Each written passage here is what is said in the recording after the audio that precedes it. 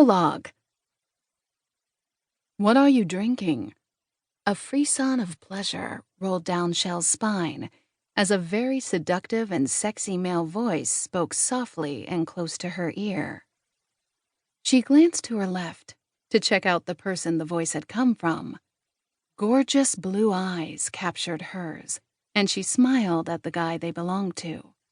He was tall, and she had to tilt her head up to see him. Dark waves cascaded down his shoulders.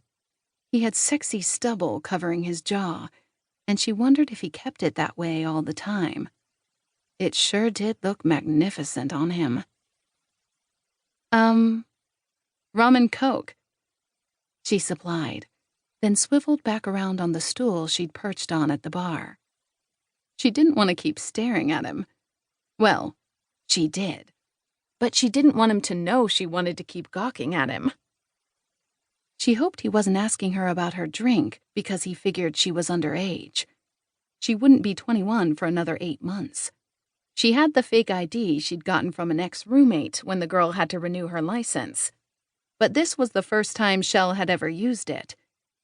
Brandon, the guy she'd come in with, glanced at Mr. Gorgeous Eyes and made some huffing sound.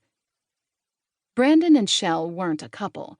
They were just friends from SF State, but sometimes Brandon acted as if they were more. "It looks like you could use a refill," the guy said, and Shelle's shoulders instantly relaxed as she glanced at the almost empty glass in front of her. She swiveled back around on the stool to face him and propped her arm on the edge of the bar, affecting a pose of confidence. "That's very perceptive of you," she said, feeling slightly more assured that her fake ID was working. The guy at the door had given her a suspicious once-over before he'd examined the California driver's license she'd handed him. She could have sworn he studied it for an entire 60 seconds or longer, as if there might be a test later and he'd have to recite the age of every female patron in the place. "It's one of my many talents." Mr. Gorgeous Eyes nodded toward the bartender. "Jewelry, another for the lady and her friend. On the house." He grinned. Oh, what a sexy grin it was.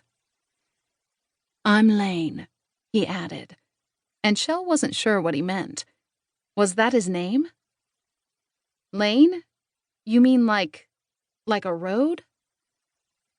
"I suppose.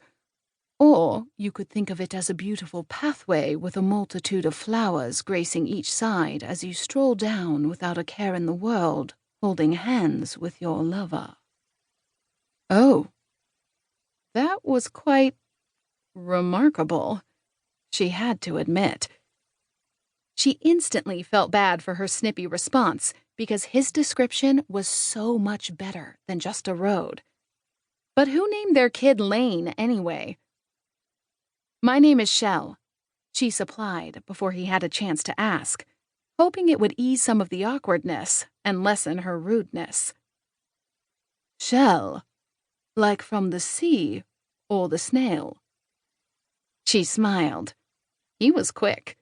She had to give him that. And he had a delicious accent. English, very refined and elegant, as though he came from some time long ago. At any rate, his voice was very sensual and pleasant to listen to. "Touché," she said,